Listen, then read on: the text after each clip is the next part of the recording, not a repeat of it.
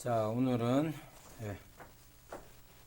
마지막, 저도 이제 오늘 마지막이라서 다음 학기에 또 뵙도록 하고요. 자, 오늘 다음 학기에 또 인간론과 기독론으로 다음 학기에 좀 배우도록 함께 좀 하도록 하고요. 저도 이거 준비하면서 저도 이제 뭐 책을 안 읽거나 공부를 안 하는 사람은 아닌데 그래도 또 이렇게 여러분 덕분에 공부 다시 정리하게 돼서 좋습니다. 자, 우리 하나님에 대한 묵상 15, 16, 17강 마지막인데요. 자, 첫 번째 15강은 하나님은 왕이시다 하는 겁니다.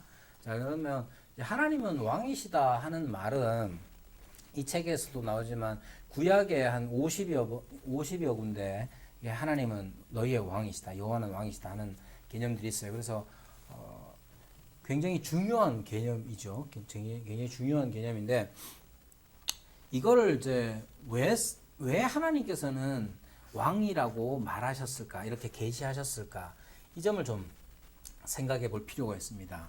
그래서 이제 이게 왕 그러면 다스리고 다스림을 받고 이 개념이잖아요. 그래, 이게 가장 큰 개념인데 그러면 이 책에서도 말하는 게 뭐냐면, 그러면 하나님은 주이시다 했을 때에 그 주종관계 안에서 다스림도 다 이야기 되지 않느냐는 거예요. 주가 다스리시는 분이고 종은 다스림을 받는 거고, 그죠? 근데 왜 왕이라는 표현을 다시 했을까? 이 점을 좀 이해할 필요가 있습니다. 자, 그래서 주종 관계에 있어서 핵심적인 것 중에 가장 이 주종 관계를 바르게 이해해야 하는 바른 이해를 돕는 게 뭐냐 하면 여호와라는 거예요. 여호와인데 이게 이제 주라는 의미가 되는데, 이때 여호와라는 이 계시의 말씀이 하나님의 호칭에 관한 계시가 주종 관계의 특징을 가장 잘 드러냅니다. 자, 여러분들도 주종 관계 다 있으시잖아요. 자, 누가 주인이 되느냐? 누가 주인입니까? 최일란 집사님 있죠. 김정찬 집사님. 아유, 저랑 똑같네요. 자, 주종, 나만 그런 줄 알았더니 세상의 모든 남자는 다 그렇군요. 자, 주종관계라는 게 뭐냐면 허락이 필요하죠, 그죠? 허락이 필요합니다. 그런데 이제 하나님께서 여호와께서 우리의 주가 되신다 하는 이 말의 의미는 일반적인 주종관계와 달라요. 어떻게 다르냐? 여호와가 우리의 주가 되신다는 말은 여호와를 우리는 경배한다는 점에서 잘 다릅니다. 김정상 집사님이 최일란 집사님을 주로 모시고 살지만, 그죠? 경배하진 않잖아요. 경배까지 하면 안 됩니다.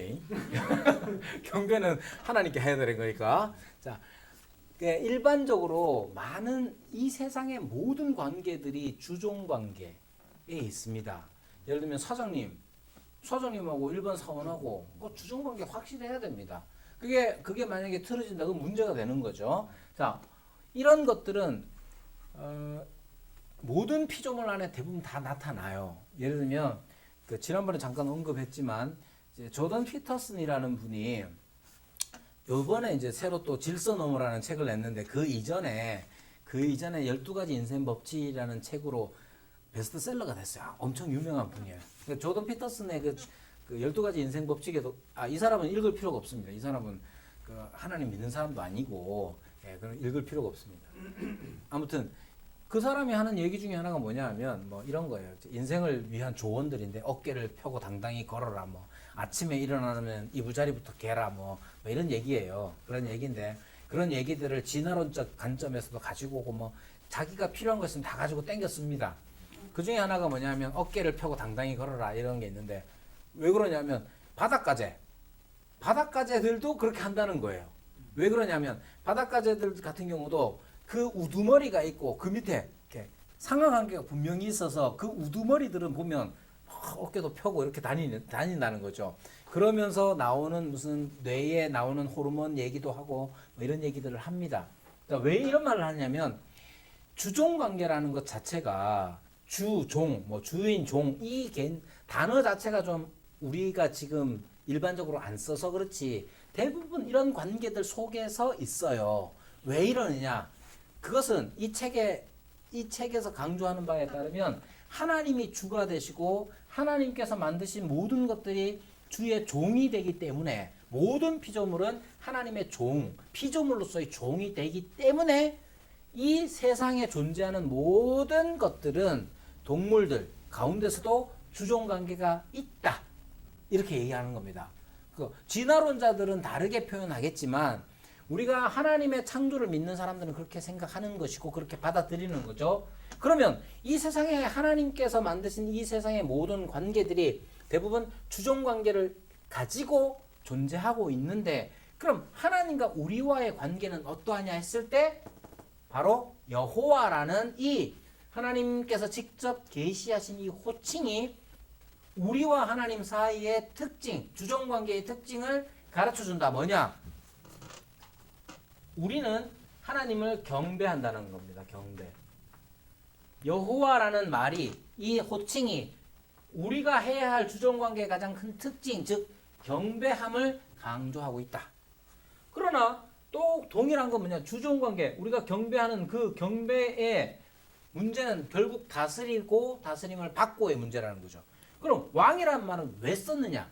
하나님께서 너희의 여호와가 너희의 왕이시다, 이스라엘의 왕이시다 했을 때 왜 왕이라는 말을 썼느냐 했을 때 왕이라는 이 말을, 이 말씀을 계시해 주심으로써 통치 특징, 통치의 특징을 나타낸다는 거예요. 하나님 우리 다스리시죠? 어떻게 다스리실까? 하나님의 다스림만의 그 특징이 왕이라는 말로써 표현되는 거예요. 왕 그러면 제가 왕입니다요. 그러면 사람들이 뭐라고 묻겠어요? 그럼 누구를 다스려? 묻겠죠. 그러니까 왕이라는 말 안에는 통치의 대상, 통치의 방식에 관한 내용들이 담겨져 있다는 말입니다. 우리가 하나님을 당연히 주로 믿죠. 주로 고백하죠. 그죠? 하나님은 나의 주가 되십니다라고 했을 때 그 말은 하나님이 나의 모든 것들을 다 만드셨고 나에게 주셨고 나는 하나님 여호와 하나님 나의 주 되신 그 주 여호와를 나는 경배합니다. 그런 종의 태도가 주라는 말 안에 담겨 있어요.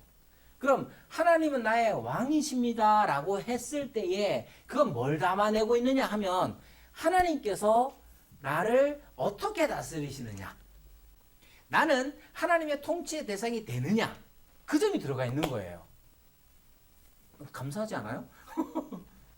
이건 대단히 은혜롭고 감사한 일이죠. 그러니까 우리는 보통 왕이라는 말을 들으면 왕이 다스리는 정치체제 왕정을 생각합니다. 그러나 이 왕정이라는 것을 담고 있는 우리 인류 역사의 경험에 의해서 우리는 종종 왕정에 대한 부정적인 반응들을 가지고 있어요. 즉, 여러분들이 아는 왕 생각해 보십시오. 어떤 왕이 있겠습니까? 우리나라에 제일 가까이 있었던 왕, 대표적으로 고종.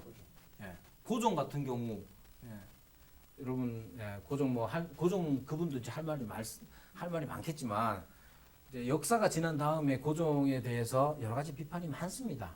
그리고 어쩔 수 없는 부분도 있겠지만, 또는 루이 14세, 먼 나라 왕이지만 프랑스의 소위 말하는 절대 왕권을 행사했던 루이 14세. 그 사람 뭐라고 해요? 짐이 곧 국가다 이렇게 얘기합니다.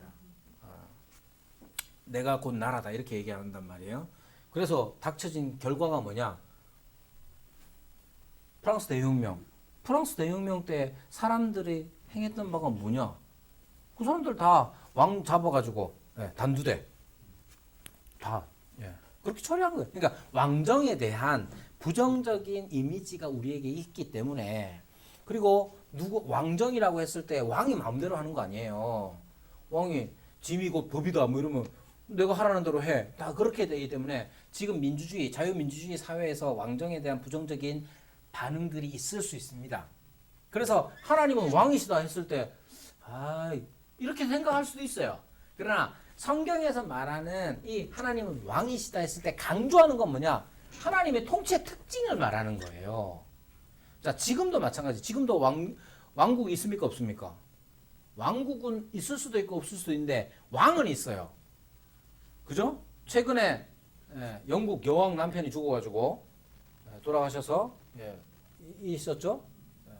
또 북유럽 쪽에도 왕들이 있고 뭐 가까이에는 저 일본 왕도 있고 뭐 있잖아요.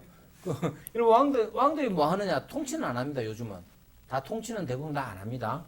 그러니까 왕이 있다고 했을 때에 우리 인류의 역사에 있어서도 그 왕이 있다는 것 자체가 통치의 특징을 나타내 준다 이 말이에요. 영국 여왕이 어떻게 행하고 영국 여왕이 캐나다에도 왕노릇 하거든요. 캐나다 가도 막 호주 가도 이렇게 한단 말이에요. 자, 그런 것처럼 하나님께서 왕이시다 했을 때 그건 하나님의 통치의 특징, 즉 누가 하나님의 통치의 대상이 되느냐 하는 점을 강조하고 있는 거예요. 그래서 여기 16강에 나오는 내용이 그거잖아요. 사무엘상 8장 얘기하죠. 사무엘상 8장 19절부터 나오는 내용. 사무엘 때에 이스라엘 사람들이 와가지고 우리한테도 왕을 세워 주십시오 이렇게 얘기한단 말이에요. 그럼 그 왕이 어떤 왕이냐? 어떤 왕이냐 했을 때 그들이 생각하는 왕이 있고 그에 비해서 또 그들이 생각하는 왕과 또 하나님이 왕 되심에 대해서 가르쳐 주고 있단 말이에요. 자, 어쨌든 하나님께서 우리의 왕이 되신다 했을 때 반복해서 말씀드리지만 그 통치의 특징, 통치의 대상에 대한 겁니다. 이 책에는 안 나오지만 이렇게 하나님이 왕이 되신다 하는 것을 개혁 신학자들은 크게 두 가지로 얘기합니다. 두 가지 뭐냐 하면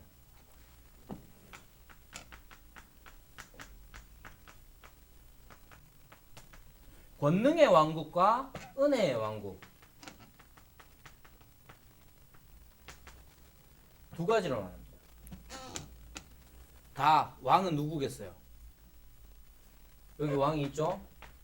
왕은 하나님이 되십니다. 하나님이 권능의 왕국의 왕이시기도 하고 은혜의 왕국의 왕이시기도 해요. 자, 그럼 권능의 왕국과 은혜의 왕국은 어떻게 다르냐? 통치의 방법이 달라요. 통치의 방법. 권능의 왕국은 파워. 즉 능력으로 다스리시는 나라예요. 능력으로 다스리시는 나라는 하나님께서 창조하셔서 하나님께서 그 특성들을 따라서 그 능력들을 따라서 이 세상의 만물들을 다 만드시고 각각의 능력들과 특성들을 다 주셨잖아요. 지구는 돌게 만드셨고, 그죠? 달은 지구 주위를 돌게 만드셨고, 다 그렇게 만드셨어요. 이 세상은 하나님께서 이 세상의 왕이 되십니까? 안 되십니까? 되시죠. 하나님의 뜻이 아니면 이 세상 돌아가지 않습니다. 한국이든 미국이든 일본이든 다 하나님이 왕이 되셔서 하나님이 다스린단 말이에요. 그죠? 근데 그 다스림의 특징이 달라요.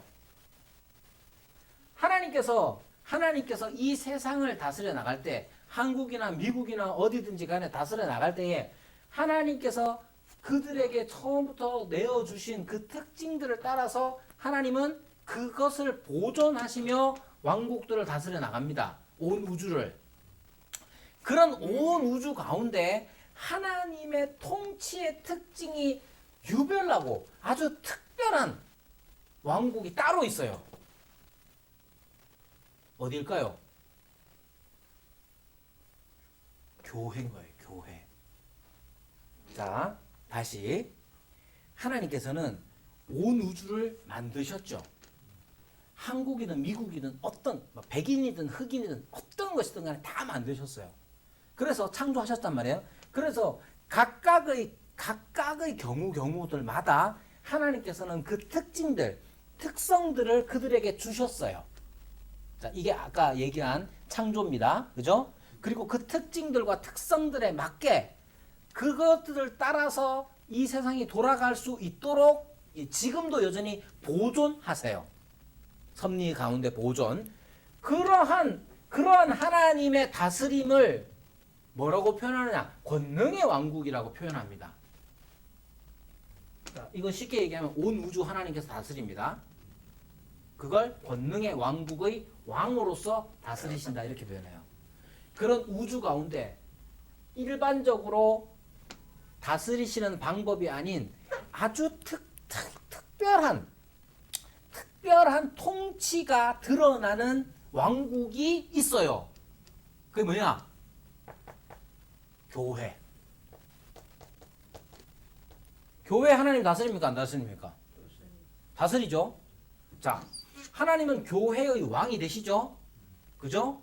하나님의 왕이 되신다는 건 통치의 특징이 있다는 거예요.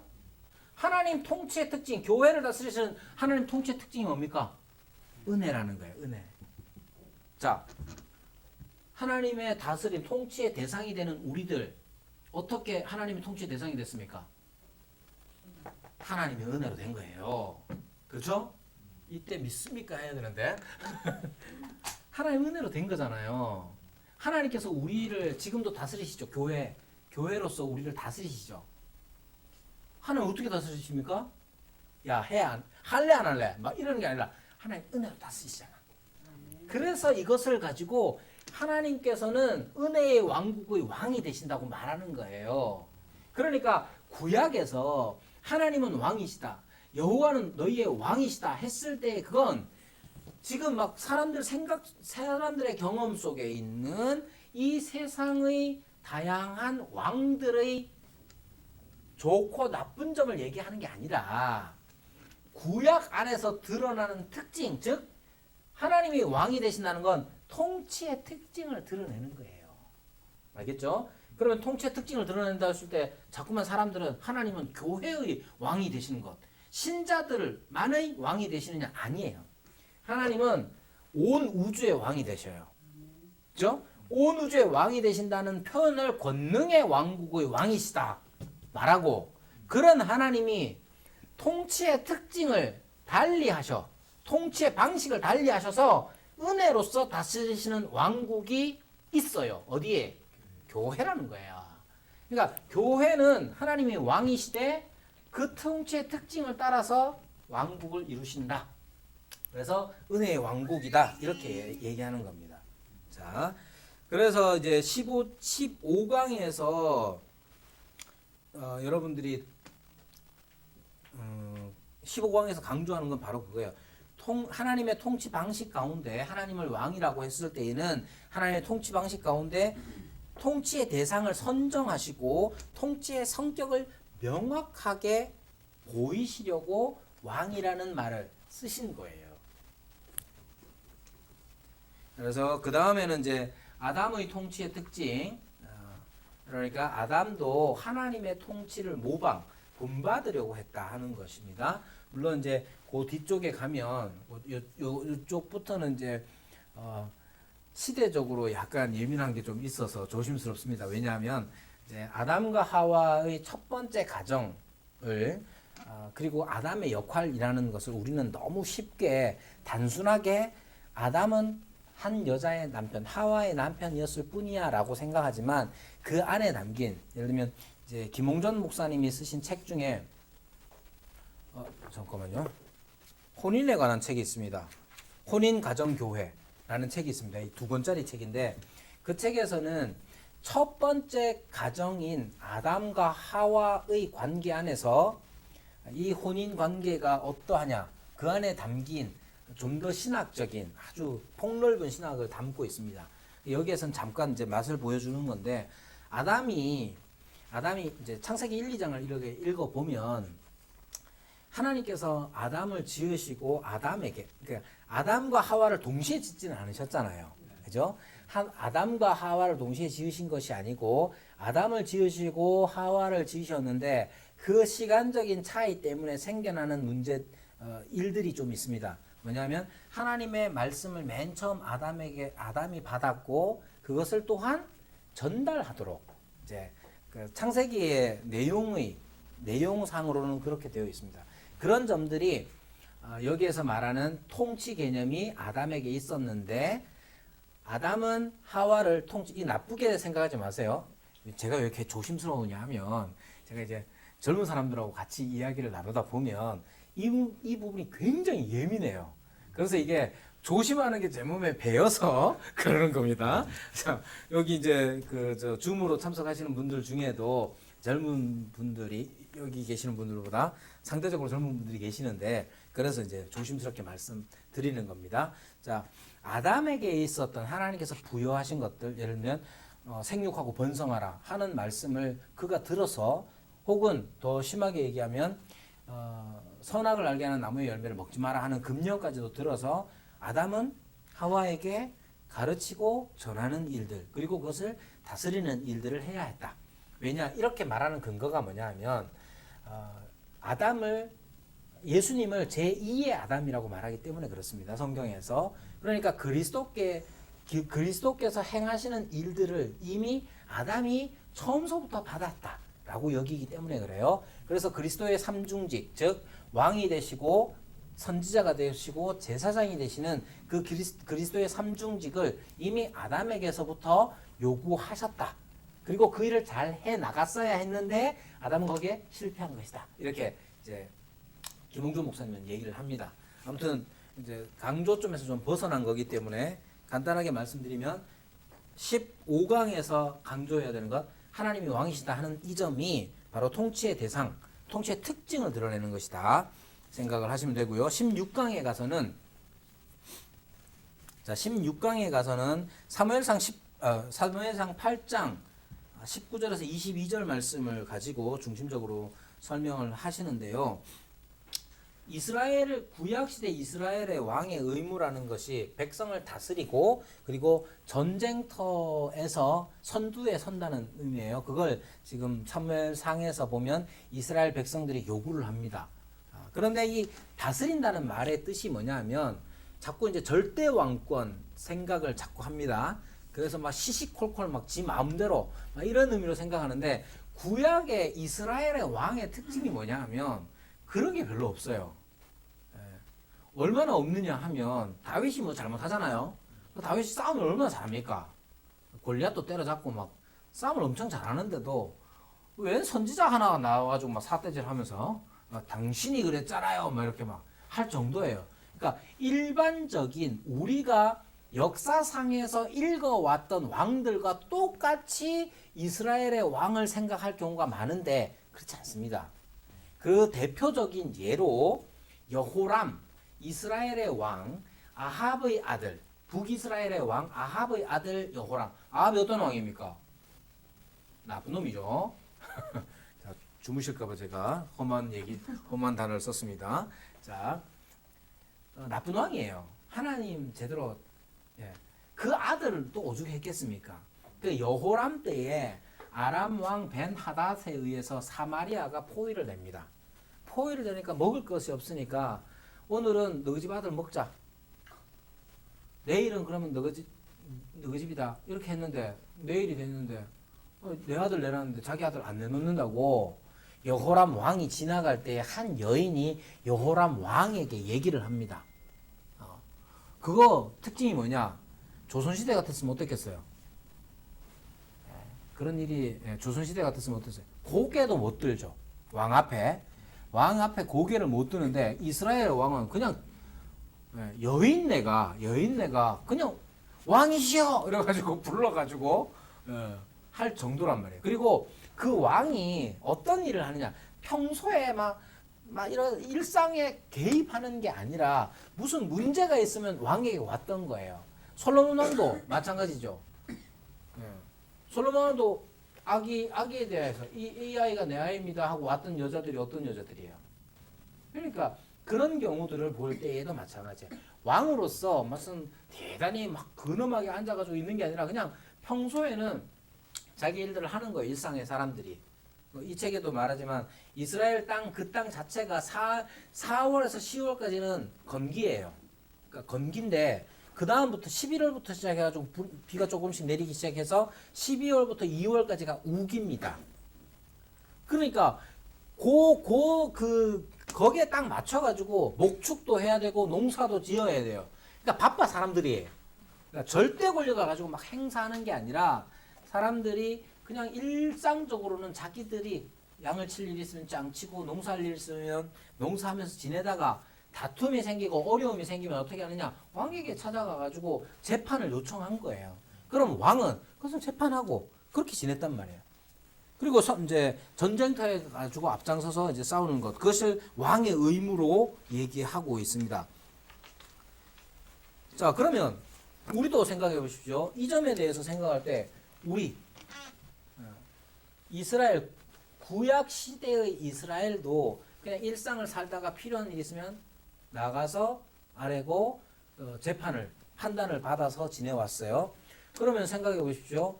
예수님이 왕이시다 했을 때 그 뜻은 뭘까? 이 얘기를 합니다. 예수님이 왕이시다 했을 때 그 뜻이 무엇인가? 네? 아, 그렇죠. 집사님이 지금 예수님이 왕이신데 우리를 구원해 준다 했을 때 그건 용례 조모 끝나는 거죠. 자, 구원해 주시는 분하고 왕이신 거하고 좀 다릅니다. 그런 구분이 지금 이제 우리 가운데 좀 없어서 이 책에 보면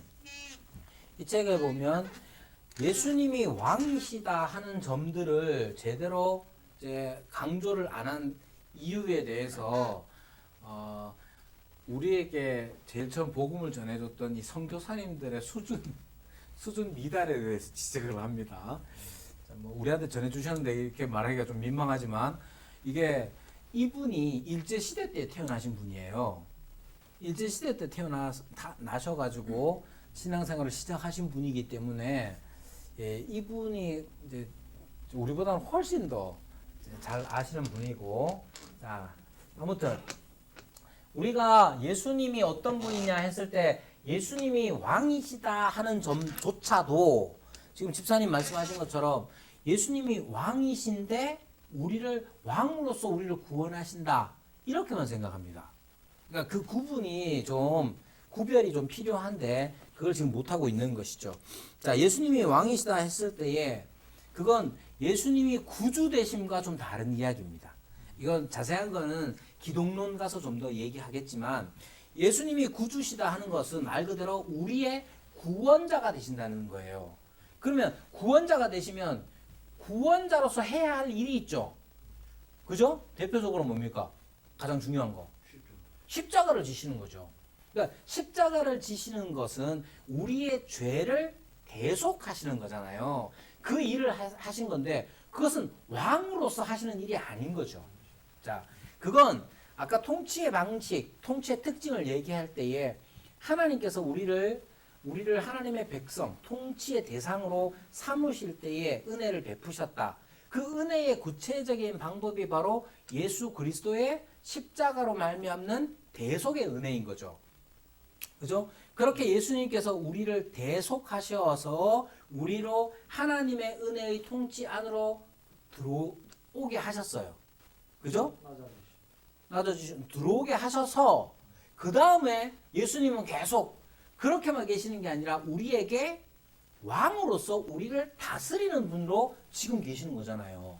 그래서 예수님 우리의 구주가 되실 뿐만 아니라 우리의 왕이 되시는데 왕이나 구주나 똑같다 하면 안 되는 거예요. 하시는 일이 달라요. 구주로서 하신 일이 있고 왕으로서 하시는 일이 있다 이 말입니다.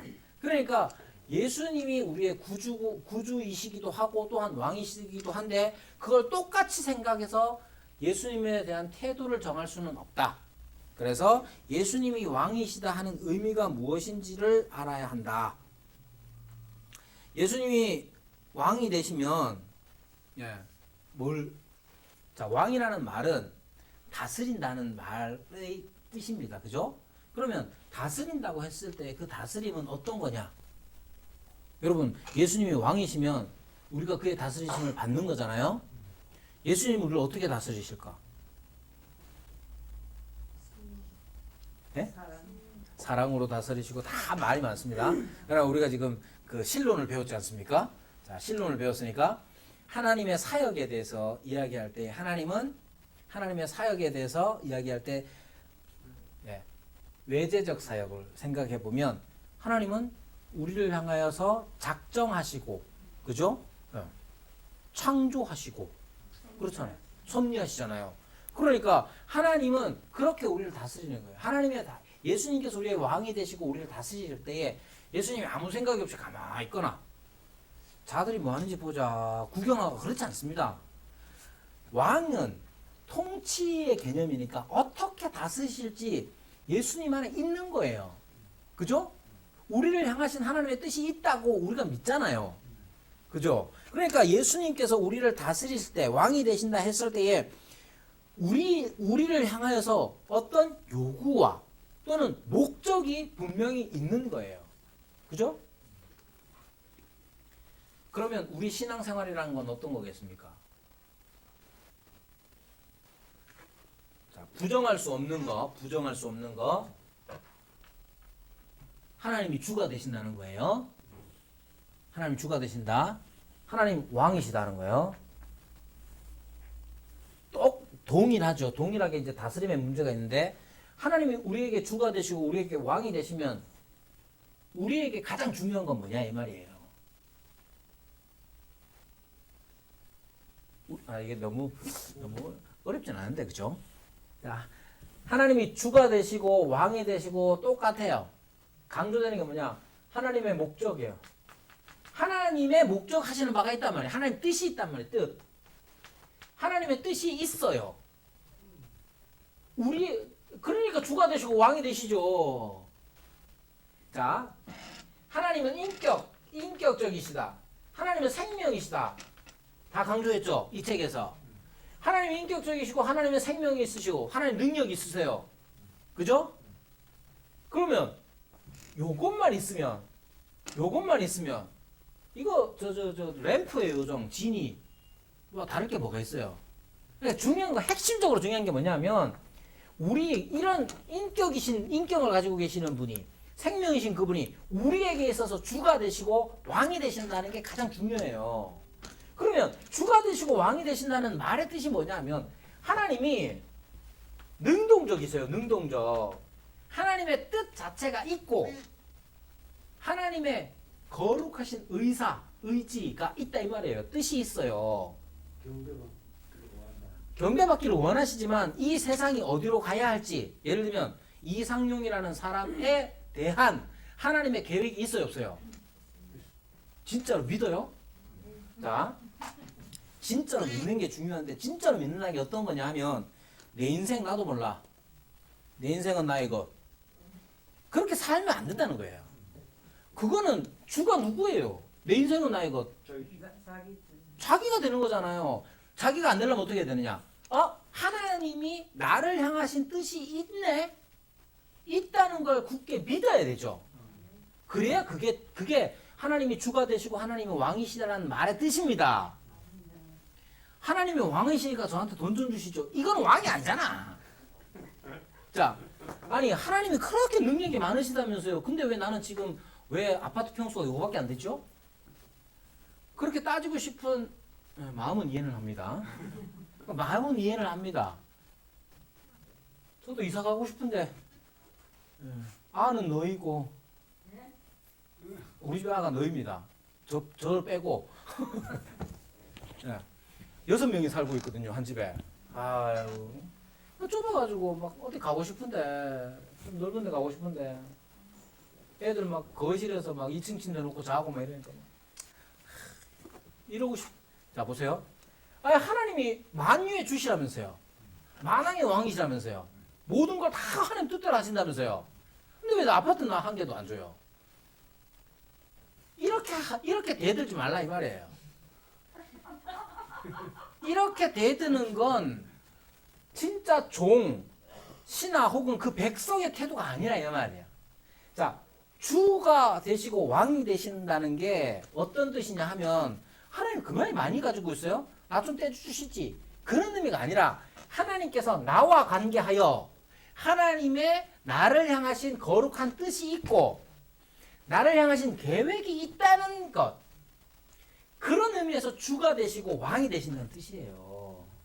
그러면 우리에게 있어서 주의 종으로 왕의 백성으로 우리에게 있어서 가장 첫 번째로 취해야 할 태도가 뭐냐 이 말이에요. 그게 뭐겠습니까? 뜻을 아는 거죠. 하나님은 저의 주가 되시오니 하나님의 뜻을 내게 알려주옵소서. 종이 순종하겠습니다. 듣겠나이다 하는 태도가 신앙생활이라 이 말이에요. 그게 신앙생활이지. 믿습니다. 막 지금 내가 31평에 사는데 62평으로 갈 줄로 이게 신앙생활이라고 생각하지 마시라. 내가 62평으로 가는데 아파트 62평으로 가는데 하나님은 아파트의 주인이 되시고 아파트를 다스리시는 분이니 저한테 좀 주시라. 그건 하나님을 램프의 요정 진이 문질러 가지고 아이고 안녕하세요 인사도 하고 요즘 내가 좀 외로운데 뭐 말도 하고 그러다가 그러면 이제 아파트 하나 주시죠. 그런 식으로 하지 말라요. 그러니까 하나님이 왕이시다 하는 말 뜻을 잘 이해해야 합니다. 그러니까 왜 이 책 이제 저자가 강조하는 바가 뭐냐면 하나님이 왕이시다, 예수님이 왕이시다 하는 내용을 사람들은 자꾸만 예수가 구주 되심과 제대로 구별하지 못하느냐 했을 때 그런 신학적인 어떻게 보면 신학적인 가난함에서 오는 거라는 거예요. 우리가 배울 때 그렇게 풍부하게 배우지 못한 거예요. 그걸 우리 자체가 사실은 1882년도인가 4년도에 복음이 제일 처음 이제 선교사가 들어왔다고 하잖아요. 그때 이후로 우리나라의 형편이란 건 진짜 어려웠습니다. 구한말, 조선 말기부터 시작해가지고 일제를 거치고 해방되고 전쟁 나고 60년대 진짜 폐허가 된 곳에서 우리는 그냥 살아야 했잖아요. 그러니까 그때에는 그냥 생존하는 거, 그냥 입에 풀칠하고 먹고 사는 것 이외에 관심이 없어요. 그러니까 충분히 이해됩니다. 그래서 예수님이 어떤 분이냐? 내가 지금 이 열악한 어려운 상황에서 건져내 주시는 것만 해도 감사해. 근데 그 이상에 대해서 고민할 수 있는 여력이 없었단 말이에요. 눈 뜨면 나가가지고 뭐 하루 벌이를 고민하는 그런 경우에 무슨 하나님의 뜻을 그러니까 그냥 예수님이 구주시다 하는 것 자체가 큰 위로가 됐고 그걸로 모든 걸 다 그냥 퉁쳐서 이해를 해버린 거예요. 그런 점에 있어서 이런 어려움들이 있었다. 그렇기 때문에 좀 더 예수님이 왕이시다 하는 이 풍부한 개념을 제대로 이해할 수 없었다는 겁니다. 자, 17강이 여러분들이 혹시 안 읽어보셨으면 17강을 진지하게 고민하면서 한번 읽어보셔야 합니다. 자, 이런 거예요. 자, 우리가 지금 여기에 살죠? 여기 살고 있잖아요. 종종 제가 칠판에 물을 많이 먹네요. 조금만 지나도 안 닦이네. 종종 세상 사람들이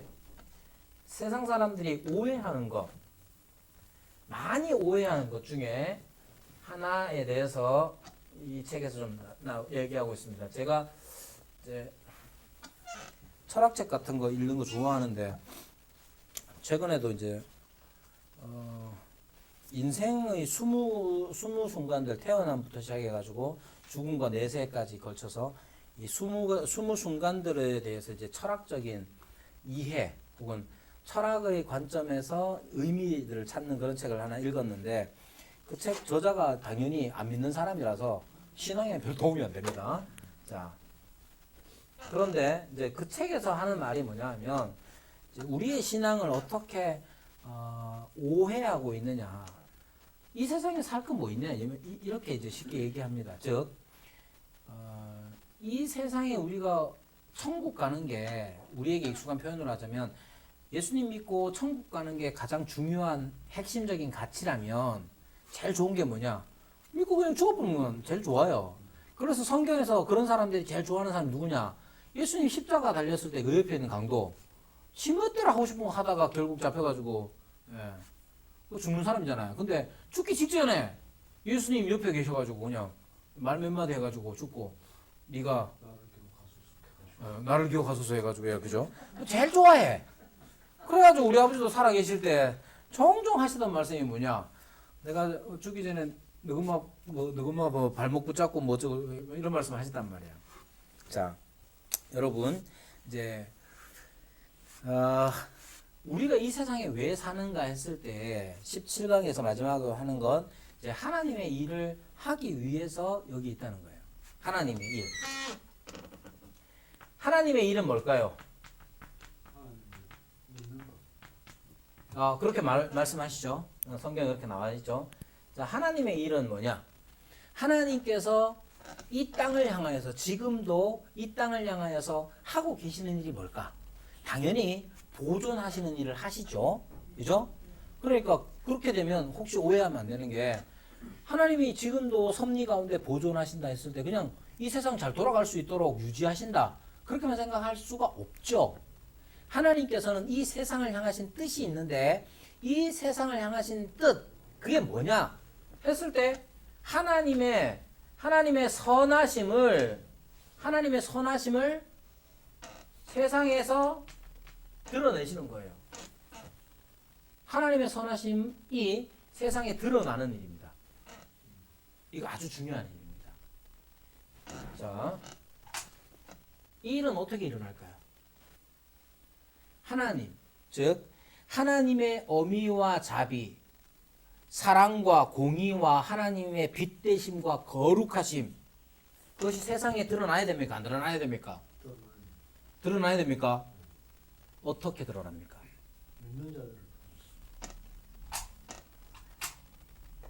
신자를 통해서 드러납니다. 신자를 통해서 드러나죠. 하나님의 선하신 뜻이 믿는 자를 통하여서 세상에 드러납니다. 그죠? 어떻게요? 삶을 통해서 우리가 어떻게 살면 될까요? 본보기가 돼야 되고 빛이 돼야 되고 자, 이 점을 생각할 때 항상 조심해야 되는 게 뭐냐? 항상 조심해야 되는 게 뭐냐면 우리는 얼만큼 살아야 빛이 되고 본보기가 될까요?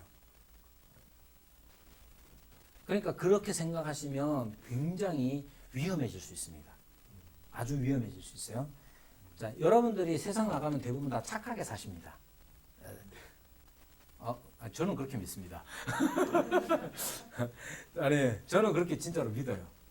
교회 다니는 사람들이 이제 교회 와서 뭐 보고 싶지 않은 것도 보고 막 이러니까 좀 그렇긴 한데 밖에 나가면 그래도 하나님 믿는 사람들 좀 다릅니다. 그거는 이제 저는 그렇게 생각합니다. 그래서 물론 교회 안에서는 못난 모습도 보이고 나쁜 모습도 보이긴 하지만 저는 우리 신자들이 교회 다니는 분들이 세상에 나가서 할 때 이래갖고 되겠나 뭐 이런 생각 늘 하거든요. 자, 그런데 우리가 아무리 평균 이상으로 착실하고 성실하게 정의롭게 산다고 해도 우리는 모든 것들을 다 우리의 삶이 나 개인을 통해서 다 하나님의 선하심을 다 드러낼 수 없다 하는 점이 가장 중요합니다. 그렇다고 해서 포기할 수 있느냐? 그렇지가 않아요. 그리고 이 책에서 강조하는 것은 뭐냐면 교회로서 드러나는 거예요. 자, 제가 교회론을 1년 하고도 1년 6개월 뒤에 다시 하게 되겠지만 교회론을 가장 뒤에 하는데 그래서 이제 여러분들이 다 모르실 것 같아서 자 교회론에 대해서 얘기할 때 교회론이 가장 저는 개인적으로 제일 중요하다고 생각합니다. 하나님을 어떻게 알아가느냐? 하나님을 어떻게 알아갑니까? 성경 읽으면 그냥 압니까? 안 그렇습니다. 성경을 백독하면 그럼 하나님 잘 알느냐? 안 그렇습니다. 자, 하나님은 교회 안에서 알아갑니다. 자, 어떻게 하느냐면, 자, 이렇게 생각하시면 돼요. 자, 김 씨라는 분이 있고, 박 씨가 있습니다. 다 교인입니다. 다 교인인데, 수준이 어떠냐? 신앙 수준이 어떠냐 하면 차이가 있겠죠. 다 똑같은 사람은 없으니까.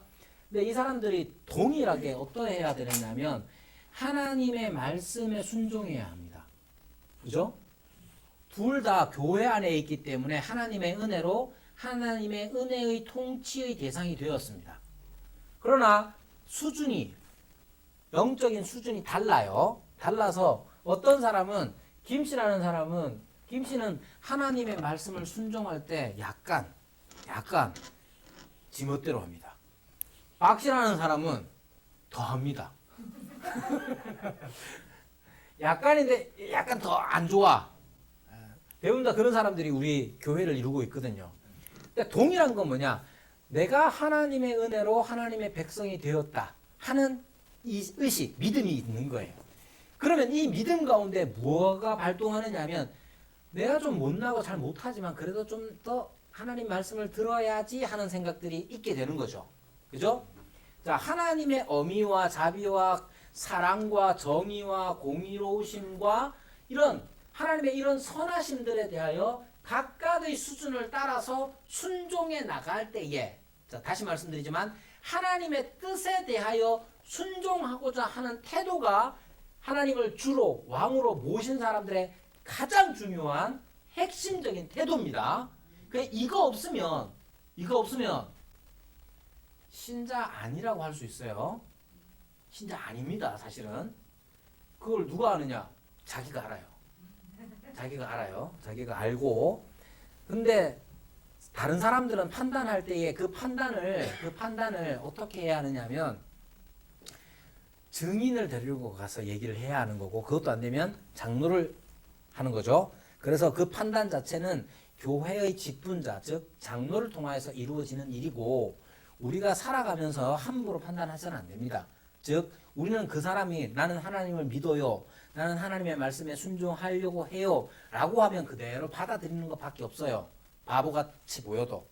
아무튼 그러한 것 안에서 이 사람들이 각기 하나님의 말씀의 수준을 따라서, 자기 수준을 따라서 순종해 나갈 때에 일어나는 게 뭐냐 하면, 이 사람도 이 사람을 향해서 서로 간에 이 사람이 정말 괜찮은 사람이구나, 혹은 정말 못난 사람이구나가 아니라, 각각 하나님의 말씀에 순종하고자 할 때에 이 사람이 못난 사람인데 하나님의 말씀에 순종하네?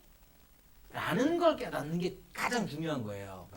세상도 마찬가지예요. 우리가 얼만큼 잘 준비돼 가지고 봐라, 이 정도야, 하나님은 이런 분이야, 이렇게 나가는 게 아니라, 우리가 교회로서 하나님의 말씀 앞에 함께 순종해 나가는 삶을 통해서 그 가운데에서 서로에게 하나님의 하나님 되심이 드러나게 되는 겁니다.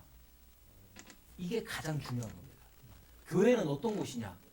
하나님의 통치가 있는 은혜의 왕국이잖아요.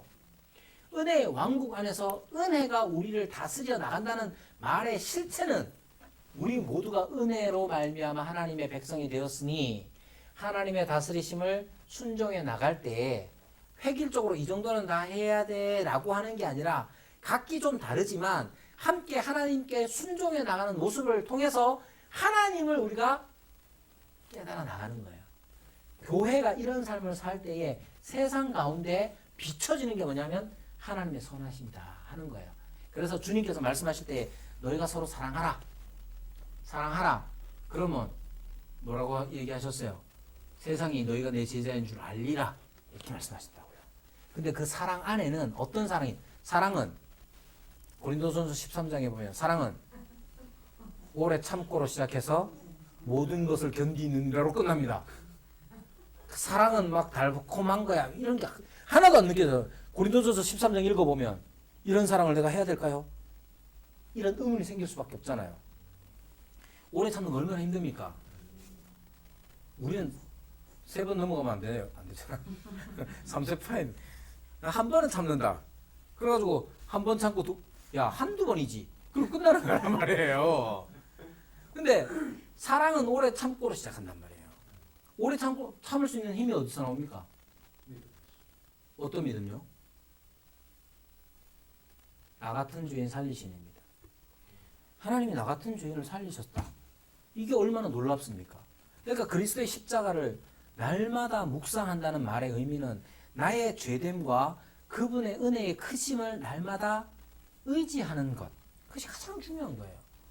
오래 참는다는 건 내가 여러분 예수님의 제자가 그러잖아. 7번씩 용서할까요? 7번에 7번이라도 용서하라고 하시죠. 7번 용서하기도 우리가 어렵습니다. 우리 한두 번인지 이게 끝이에요. 그리고 한 2번째까지도 저놈을 내치기 위해서 2번을 참습니다. 우리 한 번 하면 좀 그러니까 우리 그렇게 완악합니다. 이런 우리를 우리 주님께서 구원하셨으니 그 은혜를 힘입어 그 은혜에 늘 머물러 있을 때에야 비로소 오래 참는 그 사랑을 행할 수가 있는 거예요. 그럴 때에 어떤 일이 일어나느냐? 하나님의 선하심이 교회 안에서 확인되어지고 우리가 향유 마음껏 누리고 그 누림을 통해서 이 세상에 나아가서도 우리가 변화되는 성장하는 삶을 살 수가 있는 거예요. 그래서 우리는 왜 이 세상에 사는가? 하나님의 일을 위해서 우리 이 세상에 사는데 하나님의 일이 뭔가? 하나님의 선하심이 세상에 드러나는 거예요. 어떻게 드러나는가? 우리가 교회로서 은혜의 통치 아래 늘 머물러 있을 때에 드러납니다. 시간이 없어서 구체적인 내용들을 다 다루기는 어렵지만 그 사이에서 우리에게 필요한 거 2가지만 얘기할게요. 여기에 말하는 것처럼 품성과 사명입니다. 품성과 사명. 우리는 그리스도적인 품성을 늘 담아 살아가야 할 뿐만 아니라 그리스도적인 사명을 가지고 살아야 됩니다. 이것은 2개는 분리될 수 없어요. 분리될 수 없고 품성과 사명이 늘 함께 가는 거예요. 하나님 안에서 내가 하나님의 은혜의 통치를 받는 자라는 그 인식이, 그 믿음이 우리를 그리스도를 닮게 합니다. 그러나 그리스도를 닮는다는 건 내 인격, 내 인격의 수양이 아니에요. 자, 교회에 관한 거는 교회 그리스도 생각해 보십시오. 그리스도가 얼마나 크십니까? 크죠? 크신 분이죠? 근데 내 몸뚱아리 하나를 어떻게 다 담습니까? 그러니까 그리스도는 크신 분이에요. 근데 자꾸만 사람들이 신앙생활을 할 때 그리스도를 닮는 것 얘기하는데 그리스도를 닮는다는 말의 의미가 뭐냐 했을 때 대부분 자기가 도덕적이고 윤리적으로 사는 걸 얘기해요. 여러분 그리스도가 그렇게 작습니까? 그리스도는 크신 분이에요. 내가 다 담아낼 수 없다고요. 나는 그분의 지체로서 일부분만 담당하는 거예요. 그러면 더 큰 것을 봐야 되는데 그 큰 게 뭐냐? 교회라는 거예요. 교회. 교회는 그리스도의 몸이잖아요. 그래서 그리스도를 닮아가되 나 혼자 다 담아내는 거 낼 수 있는 양 생각하지 말고 교회 전체로서 그리스도의 그리스도 되심, 그리스도의 품성을 담아낼 수 있도록 나에게 허락된 부분이 무엇인지를 알아가고 그거에 맞춰서 살아갈 때 나에게 필요한 일이 뭐냐? 사명을 발견하게 되는 겁니다. 자, 교회론 할 때 좀 더 다루도록 하고요. 교회론을 다루려면 1년 6개월 더 있어야 되는데. 교회론 재미있겠는데. 교회론이 제일 재밌습니다. 네, 교회에 대한 인식이 가장 적습니다. 그러니까 이단이 와가지고 하나님에 대해서, 기독론에 대해서, 구원론에 대해서 뭐 얘기하면 야 그건 아니야 이거야 말은 못해도 이거 좀 찝찝한데 이런 느낌이 있어요. 교회론은 그것도 없습니다. 교회론은 교회가 전도 많이 하고 착한 일 많이 하면 끝. 교회가 어떤 교회가 좋은 교회예요? 그러면 전도 많이 하고 그래도 세상적인 좋은 일 많이 하면 더 이상 뭐 말을 못해. 그런 게 많습니다. 그래서 교회론에 대한 공부 아주 많이 필요해요. 그래서 여러분들도 뭐 1년 반 동안 기다리실 필요 없이 교회론에 대해서 많이 공부하시고 배워나가는 일. 그리고 실제로 교회를 이루어가는 게 무엇이냐. 단지 내가 교회 출석만 해가지고 헌금하고 때때로 기도에 잘 출석하고 그냥 출석만 잘하면 헌금만 잘하면 그게 다냐? 생각을 많이 해야 돼요. 그래서 교회가 아까 잠시 말씀드린 것처럼 교회는 신자들의 어머니예요. 신자의 어머니라고 해요. 왜냐? 교회 안에서 신자가 태어나고 믿는 자가 태어나고 믿는 자가 양육받아서 성장하는 겁니다. 그렇게 해서 교회는 더 교회다워지는 거니까. 이 점을 이제 이 책 17강에서 마지막에서 좀 더 간략하지만 진지하게 다루고 있습니다. 그래서 여러분들이 혹시나 이 책을 마지막이라 그런지 숙제도 많이 대부분 안 내셨던데 자 어쨌든 이 숙제 여부, 제출 여부와 상관없이 마지막 강을 한번 읽어보시고 해주셨으면 좋겠습니다. 예, 저는 오늘로써 이번 학기 강의는 다 마쳤고요. 다시 말씀드리지만 여러분들 또 이런 기회가 주어져 가지고 개인적으로 굉장히 즐거웠고 제가 너무 소리를 질렀나 봐요. 그래서 어떤 분이 메일을 보내시면서 매주 열정적인 강의에 감사한다고 그러는데 그걸 보는 순간 아 소리를 너무 질렀구나. 그래도 즐거운 마음으로 했습니다. 감사합니다. 네.